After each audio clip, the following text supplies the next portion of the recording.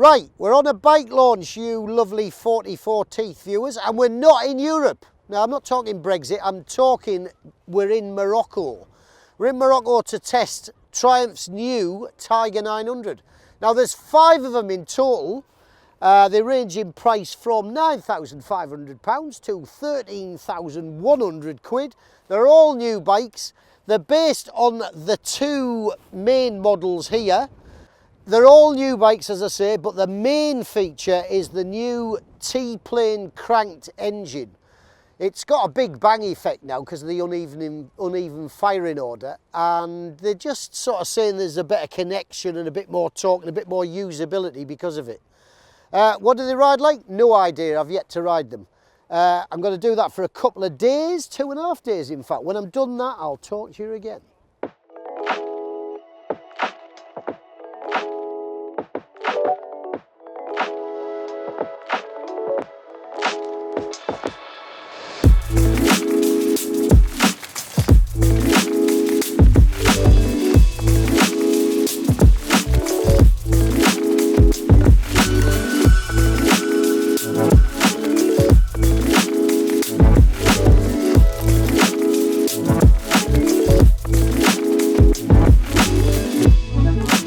Backwards again with the Mossy.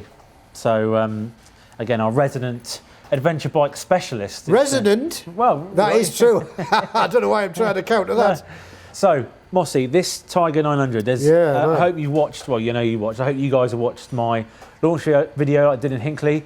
There's lots of exciting new things. I love the look of that Rally Pro. Yep. That white frame in green looks absolutely stunning. I mean, I know we harp on about looks not mattering as much as the dynamics. Stylish motorbike. But that is a one good-looking mother trunker. Wait till you ride it. Oh, okay, that sounds good.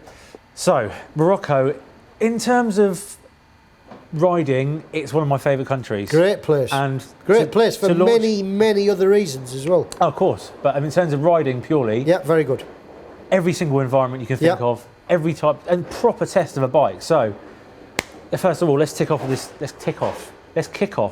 this T-plane. Is it as good as I want it to be? Yes. Is it? Okay. Yes. However, depending on where you ride it, you're either going to notice it immediately, or it's going to take a bit longer. And there was a bit of the latter for me. Right, you leave the car park at the hotel, and you get that immediacy. Yeah. Yeah.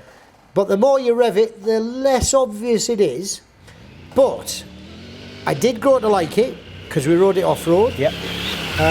Didn't stop me falling off it, mind.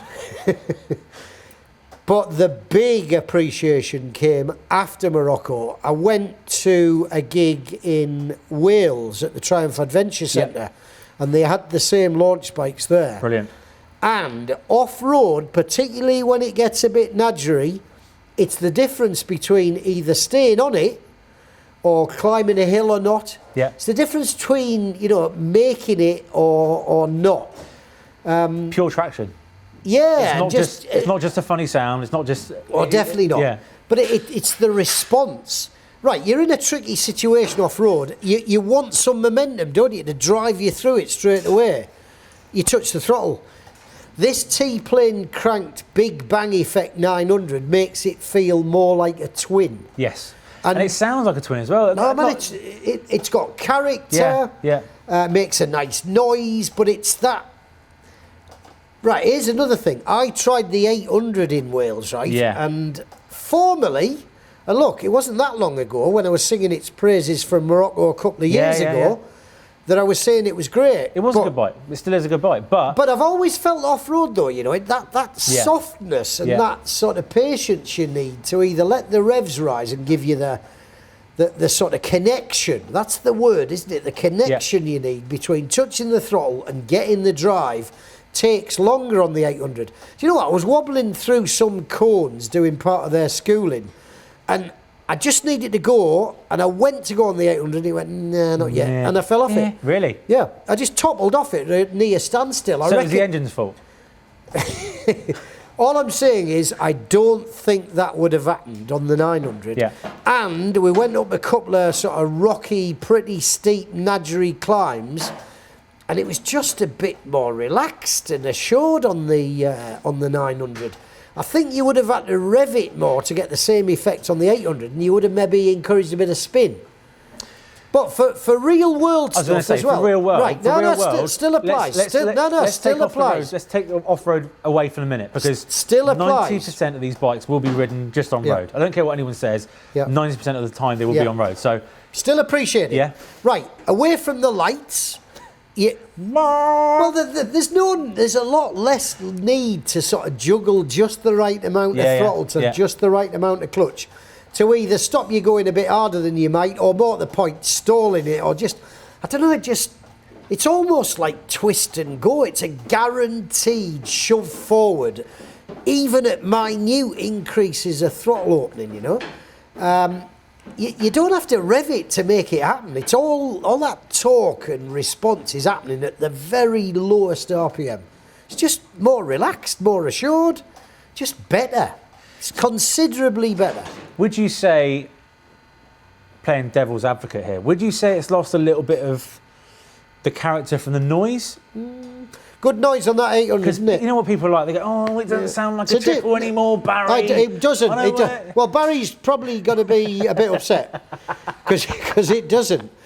It's one of the best sounds in biking, a triple, man, isn't it? On song with a pipe. Yeah. This is a different, but you know, still attractive sort of. It's got a sort of lumpier, more industrial, meaningful, purposeful noise to it. To my ears, anyway. No, it sounded like that. Obviously, we didn't get to ride it, but at a standstill, it sounded just real throaty and naughty, raw, bit more raw. Yeah. I mean, one journo complained about the vibration. Wasn't bothered by it at all. Tell you, a very good launch. Yeah. 2.5 days on the bike. I was going to say it was a long time. Yeah. I mean, our bank balance has just gone like that. Are you trying to give the impression that you pay me more than the minimum wage? I dream of the minimum wage. Thank you. I'll have a go. Say again. No, God will not ever bless me. Right, I suppose I should start me engine. Right, I'm on the top spec GT, that's the road based one, cast wheels, GT Pro.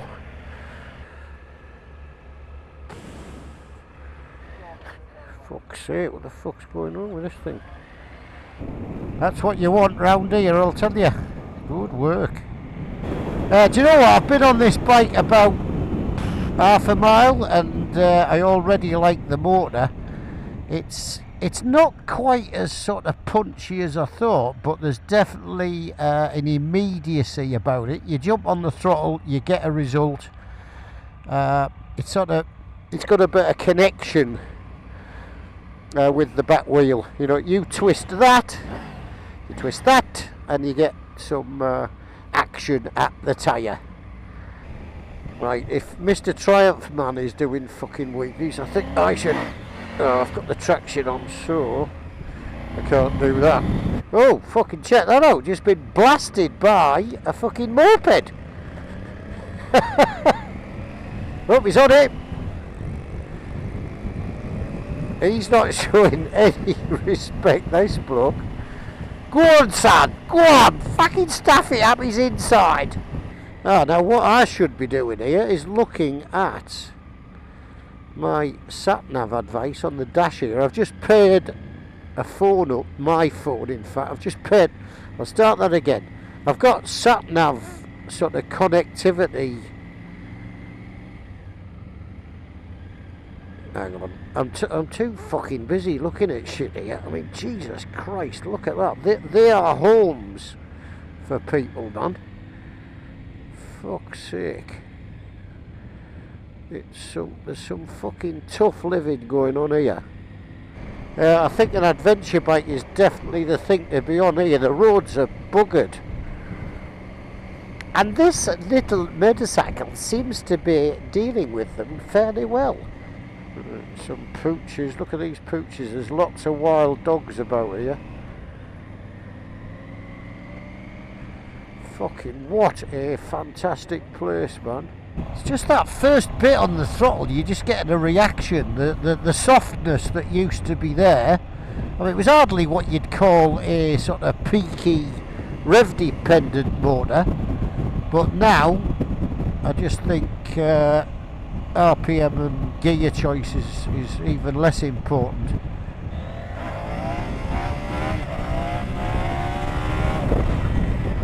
Oh, you can't beat a good wheelie. We'll go back to the bike in a second, but let's talk about the launch then, because that was a pretty special event. So you started off in Marrakesh. Yeah. And then where'd you go? What did you do? some unpronounceable place. Do you know what? I effectively followed the broken front for a few hours, and we just arrived at the beach. Okay. The beach? Yeah, man, really? right to the coast, yeah.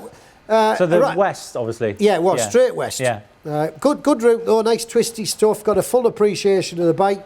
Rode the GT, right, there's 6 models in total, right? Yeah. See if I can, right, your base 900 Tiger, then your GT, then your GT Pro, then your Rally, then your Rally Pro, and then your low ride height. LRH, yeah. Yeah, little shorter thing. Did you ride that? Wasn't there. What are you trying to say? I sometimes wonder why I do this. Am I here just for sort of victim value? I didn't need to. You know what? I was on that GT Pro to begin with, and I couldn't quite touch the floor. It was fine. I got on the Rally Pro, and that was a bit too tall for me, but I adjusted the seat down.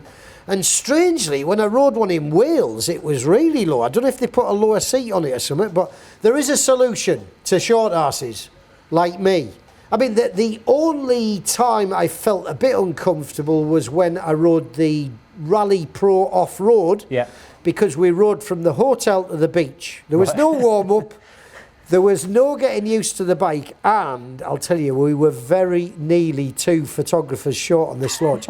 And I came steaming down this hill, right? Ask Paul Edmondson.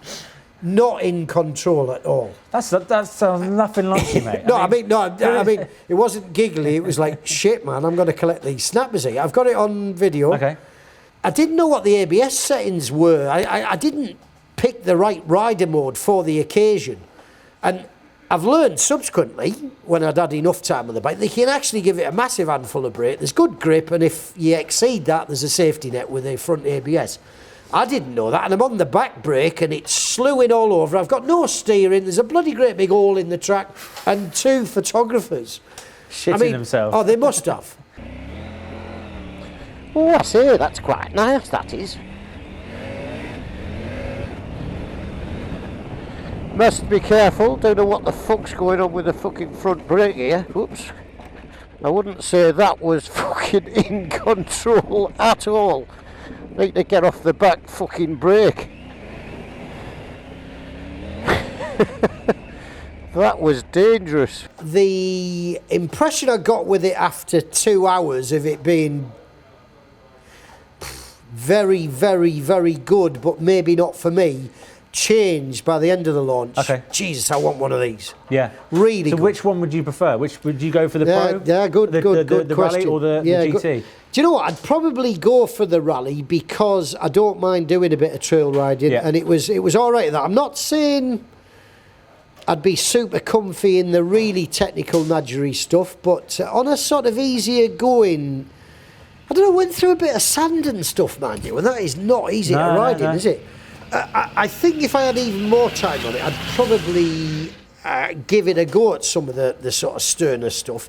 I'm saying that it's no 250 EXC, sure, but it's an adventure bike, and for that, I think it does a bloody good job. And yes, the Rally Pro is the more versatile of the 2. Yeah, so you can have it on the road and off-road, and it wouldn't be an issue. Whereas you have the GT off-road, then it would be a bit... Yeah, I don't think it's made for that necessarily. Sure, no. And I can't vouch for that, in fairness to it, because I didn't try it. It's got a couple of things I like, mind you, that GT Pro. It's got a Lecky shock. Yes. Part of the differences between the Rally and the GT, one big difference is suspension. So on the Rally and the Rally Pro, you've got Showa sort of conventional suspension. That's it. And on the... Longer travel, yeah, for off-road, yeah. And on the GT, you've got Marzocchi, but on the GT Pro it's electronic, isn't it? Shock only. Shock only. Shock only, right, okay. yeah. Works though. Yeah. Touch the buttons, feel the difference. Yeah. Feel the difference. You'd adjust the damping and the preload as well, just at a touch of a button. Yeah. Preload to suit the weight, you know, pillions, luggage, all that yeah. stuff. And the damping, it's only rebound, it says in the specs, but it definitely controls the way that it behaves completely. Yeah. It's plushness control. When I jumped on that Rally Pro on the road for pictures, it felt a bit sort of soft and spongy. Yeah. However, that worked to good effect, you know, because we were sort of pushing it a bit on a set of very tight hairpins. But the feel and the feedback was such that it went from feeling, oh, I'm not so sure I'm going to be able to do this, to, oh, I know exactly what's going on. I felt quite good on it. So that was my next question. The in general, as a ride on road, on both bikes, so should we say the GT Pro? Because you only rode the Pros, didn't you? Only the Pros, yeah. Of course. On the road, is it a step up in terms of hoonability and kind of sporting pedigree? Because there's quite a lot of difference, isn't it? It's not just the engine, there are quite a few differences. Yeah, I mean, again, just to be fully credible, I can't say, but yes, I say. Look, the 800, which there's nothing wrong with that. No, but hang on. When I got on that 800 in Wales, you know, I rode it up to the off-road sites, maybe 8 miles or so. I sort of went, this feels it feels big, it feels a bit lethargic. I didn't like the softness of the motor. Look, you're probably going to have to pay a fair bit extra for this 900, but my immediate thought was, bloody hell, this is worth every penny, you know. Just that motor, that sharpness of that motor and that extra usefulness it's got, the slimmer sort of feel to it, a better motorbike. I mean, it's funny, they admitted to, when I was doing the belly dancing in Morocco 2 years ago. Which they stopped the day after. They did, he told me about that actually. Did he? Yeah, they were. Oh, really? It's for private conversation. When I was belly dancing at the 800 launch, they'd started work on this 900. And as Steve Sargent, the engineer, told me, they went and talked to a load of customers, and this big bang engine is a result of what they asked for. I was surprised to hear him say this, actually. He said that they'd talked to customers and they'd said, look, we just want a bit more control when we ride off-road. I didn't think anybody ever bothered. You'd be surprised. Yeah. So after all this sort of low inertia engines that Triumph have been punting out, you know, a lot of their triple engines have been, you know, reducing inertia and getting the motor spinning quicker. And yet they do this, they get this T-plane technology, which, as I said, it really excites me, this sort of technology coming through to bikes like the Tiger. But Triumph claim 10% more torque in the mid-range, didn't they? Something like that. I think they said 10% more power and 9% more torque. A bit more meat. And you feel it? Oh, definitely. Yeah. Definitely. I mean, right, for starters, it's got 88 more cc, so that's going to have an effect. But the whole thing is just gutsier, sort of lazier, yet easier to manage.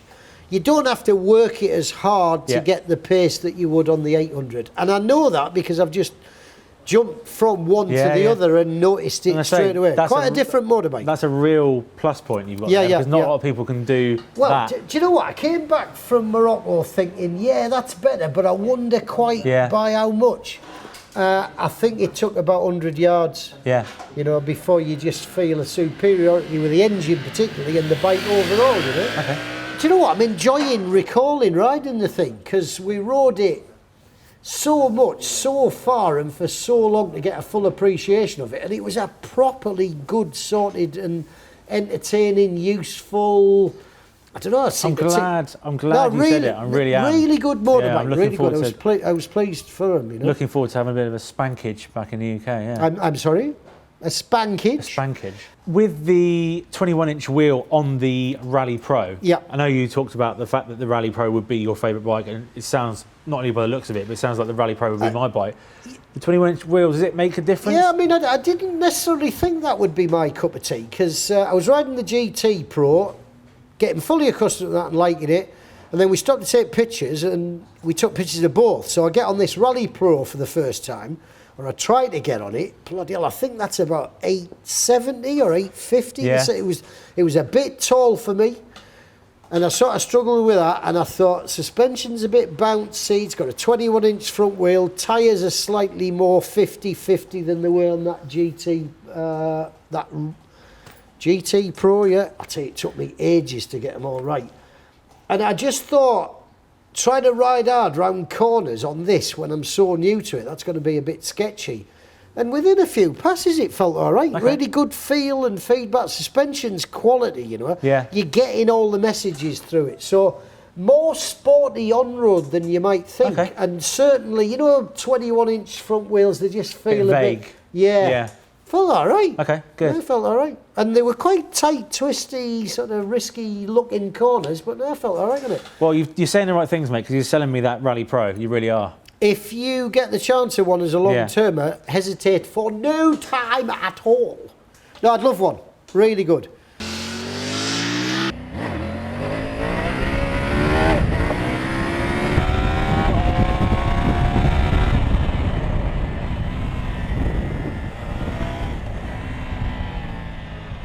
Bit fucking fast, that fucker.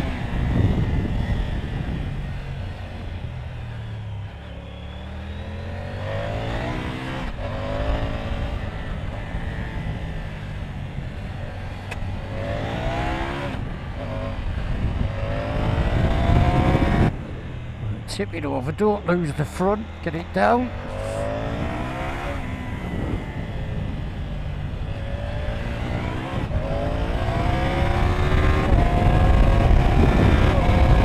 Right, we're rolling. I will be once I get on this fucking thing. This is the Rally, and it's on its low seat, but it's still hard for me to get on. I reckon my nose will start bleeding any second now.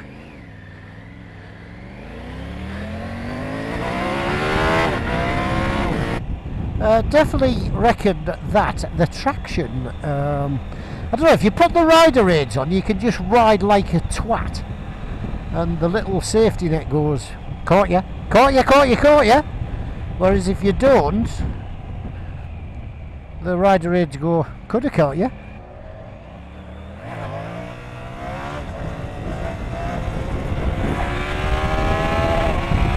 Hey, this is where old Ford Transits go and die, I think. Now that's what happens when you run out of talent. I think it's just really loose. I don't know if I squirted it, but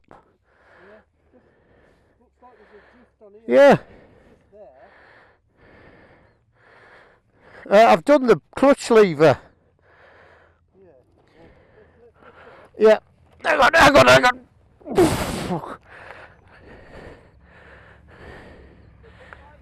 Yeah, just broken the clutch lever. Broken the clutch lever. You sure? Yeah, I'll ride this. Okay. Riding along on my Triumph Tiger, having a laugh and enjoying the sun. Oh, here we go. Fucking sand, deep fucking sand. Let's keep it moving. Let's keep it moving, keep it moving. Good stuff. Right, slipstreaming.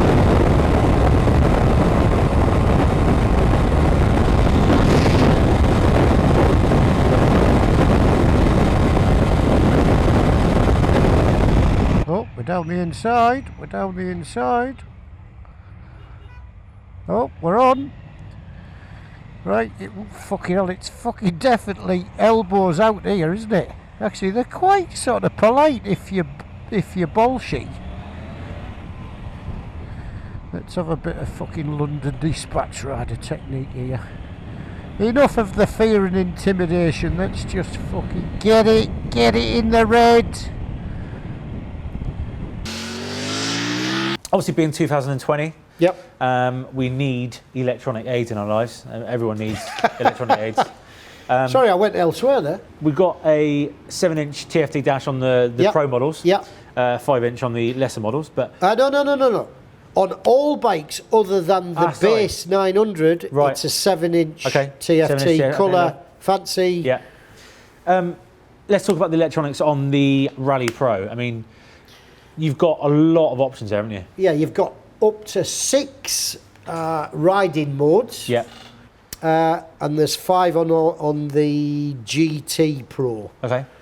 And get this, those electronic things work. Once I'd stopped my ambitions to kill photographers and got used to this bike, the ABS is great. It's another one of these bikes where you just give it a massive handful. Yeah, exactly. Yeah. Mid-corner, just when you think you're going to die, it goes, come back, come back. The angels come down. They do, yeah. And just scoop you back to reality.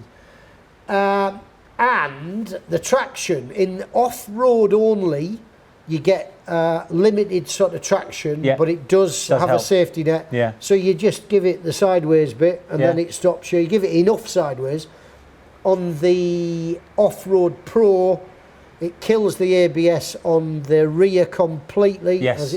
But it kills the traction completely as well. Okay. And I think it... So go full hooligan mode, you can... Yeah. I think Euro 5 rules say that ABS must work on the front, mustn't it? Yes. But I think it's got a lot more slip, if you like.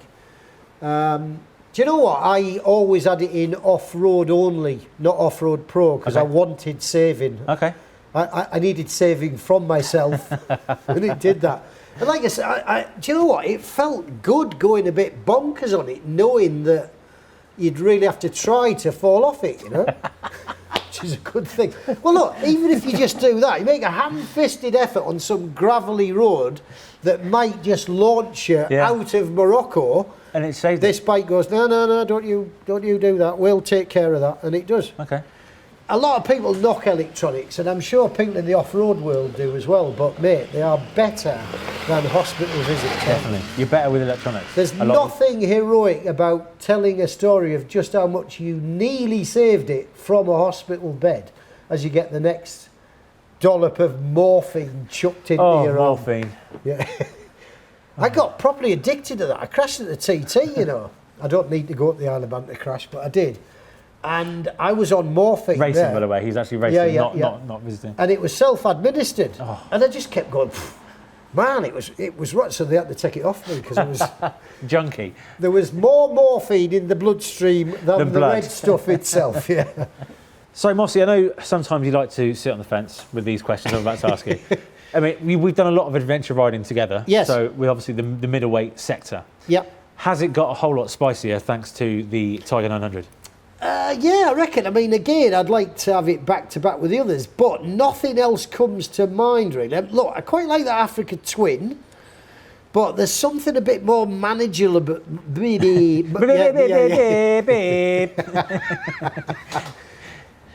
I need to manage my words here. There's something a bit more manageable about this Tiger. You know, it's a small thing. I just sort of... I don't know, you just feel sort of plugged into it and at home, you know. Good expression, that, plugged in, I think. That connectivity with the throttle and the back wheel extends to the rest of the bike as well. You know, you want it to do stuff and it goes, yeah, no bother. And you just get a good response from it. There's nothing vague about it, you know. You might have guessed, I really liked it. You know, that Tiger 800, not a bad bike at all. But this is a case of a very good bike getting appreciably better.